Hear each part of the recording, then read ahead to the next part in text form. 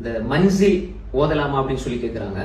அதாவது மன்சில் என்று சொன்னால் ஒரு சிறிய தொகுப்பு, சில சூறாக்களை சில வசனங்களை போட்டு அந்த வசனங்களை எழுதி அற்புத நோய் நிவாரணி எல்லாம் போட்டிருக்கிறாங்க. வசனங்களை எழுதி அதே மாதிரி சில சூறாக்களை போட்டு சில செலவாத்துக்கள் சூறாக்களுக்கு சிறப்பு அப்படின்னு போட்டு அதுல எழுதப்பட்டிருக்கிறது. இதுல உண்மையிலே குர்ஆனுடைய பல சூறாக்கள் இருக்கிறது. அப்ப அந்த சூறாக்கள் அந்த வசனங்களை வளமையா ஓதி வரணும் என்ற அடிப்படையில பலர் செய்யறதை நாங்க பாக்குறோம். உண்மையிலே அதுல சில சூறாக்கள் போடப்பட்டிருக்கிறது. அந்த சூறாக்கள்ல 90% ஆதாரம் இல்லாத இட்டுக்கட்டப்பட்ட செய்திகள் தான்.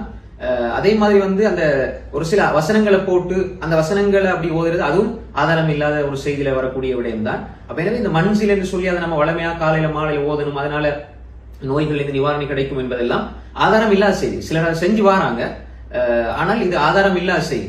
இப்ப இந்த இடத்துல ஏன் ஓதுறதை நீங்க தடை செய்றீங்க? அவங்க ஓதுறதுதான நல்லதானே செய்யறாங்க, நல்லதுதான் செய்யணும், அது மாற்றுக்கிறது கிடையாது.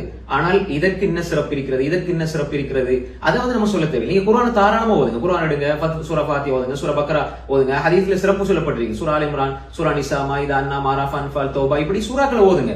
உங்களுக்கு வேண்டிய சூறா ஓதுங்க, குர்ஆன் ஓதுங்க. ஆனால் இந்த ஒரு தொகுப்பை யார் எழுதினாரு? இப்ப ஒரு 100 நூற்றாண்டு, அதாவது 100 ஆண்டுகளுக்கு உட்பட்ட ஒரு அறிஞர் தான் எழுதினார்.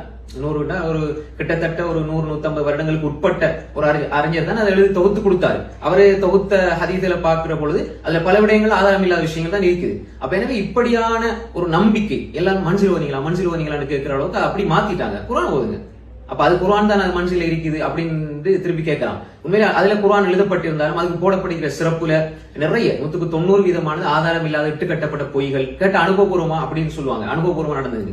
எல்லாருடைய அனுபவம் மார்க்கம் அல்ல. எனக்கு ஒரு அனுபவம் இருக்கும், இன்னொரு ஆளுக்கு ஒரு அனுபவம் இருக்கும். அனுபவம் எல்லாம் மார்க்கம் அல்ல. எனவே அப்படி நாங்க அந்த எண்ணத்தில் அதை ஓதக்கூடாது. சும்மா நீங்க குர்ஆன் ஓதுங்க. அதே மாதிரி இந்த வசனங்களை ஓதினால் நோயிலிருந்து நிவாரணம் கிடைக்கும் என்று சொல்லி வாரதா இருந்தால் அது சரியான செய்தியில வரணும். அதெல்லாமே நீங்க குர்ஆன்ல எந்த வசனத்தையும் ஓதுங்க. குர்ஆன் எல்லாமே பரக்கத்தான், குர்ஆன் எல்லாமே ஷிஃபா தான். அல்லாஹ் தெளிவா சொல்றான், குர்ஆன் அல்லாஹ் ஷிஃபாவை தான் இறக்கி வச்சிருக்கான். அப்ப குர்ஆன் முழுமையா ஷிஃபா தான்.